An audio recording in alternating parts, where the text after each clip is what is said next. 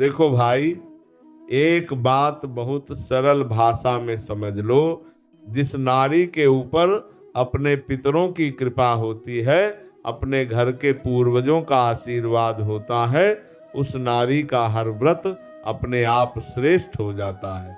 वो चाहे सोमवार का व्रत हो, मंगलवार का हो, तीज का हो, चतुर्थी का हो, छठ का हो, कोई भी व्रत हो, यदि उस नारी के ऊपर अपने पितरों की छाया है तो उसका व्रत साधारण नहीं रहता। वह व्रत अपने आप सिद्ध हो जाता है। लेकिन एक बात बहुत ध्यान से समझने की है। मान लो आज तुम्हारा व्रत है और उसी दिन तुम्हें बार बार क्रोध आने लगे, मन चिड़चिड़ा होने लगे, छोटी छोटी बात पर गुस्सा आने लगे, आंखों में आंसू आने लगे और दिन भर मन अशांत रहे, तो समझ लेना कहीं न कहीं तुम्हारे पितर अन्न का भाग मांग रहे हैं। तुम्हारे पूर्वज तृप्त नहीं है।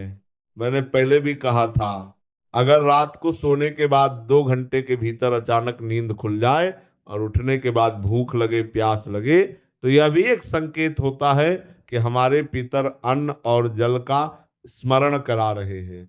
भाई, इसे बहुत सरल उदाहरण से समझ लो। अगर तुम्हारे पास एक फूल है और वह फूल ताजा है, सुगंधित है, सुंदर है, तो तुम उसे भगवान के चरणों में चढ़ाओगे या नहीं? लेकिन अगर वही फूल मुरझा जाए, काला पड़ जाए, अंदर से सड़ जाए, तो क्या तुम उसे भगवान को चढ़ाओगे? नहीं चढ़ाओगे, क्योंकि भगवान को हम सबसे अच्छा अर्पण करते हैं। बस यही बात व्रत के साथ भी है। अगर तुम व्रत कर रहे हो और उस व्रत में क्रोध है, चिड़चिड़ापन है, अपशब्द है, आंसू है, मन में दुख है, तो समझ लो वो व्रत उसी मुरझाए हुए फूल की तरह हो गया। ऐसा व्रत भगवान को कैसे स्वीकार होगा? भगवान को तो वही व्रत प्रिय है जिसमें मन शांत हो, चेहरे पर मुस्कान हो, हृदय में भक्ति हो और भीतर संतोष हो।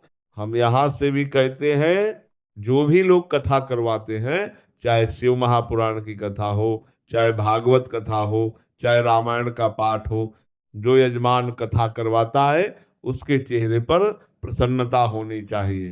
क्यों? क्योंकि वह कथा सिर्फ मनुष्य ही नहीं सुनते, उस कथा को पितृलोक में बैठे हमारे पूर्वज भी सुनते हैं।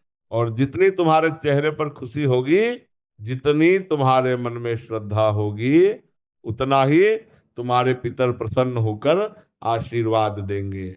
इसलिए भाई, व्रत करना है तो खुशी से करो, भक्ति से करो, प्रेम से करो, क्योंकि जहाँ प्रसन्नता है वही भगवान की स्वीकृति है, और जहाँ भक्ति है वही पूर्वजों का आशीर्वाद है।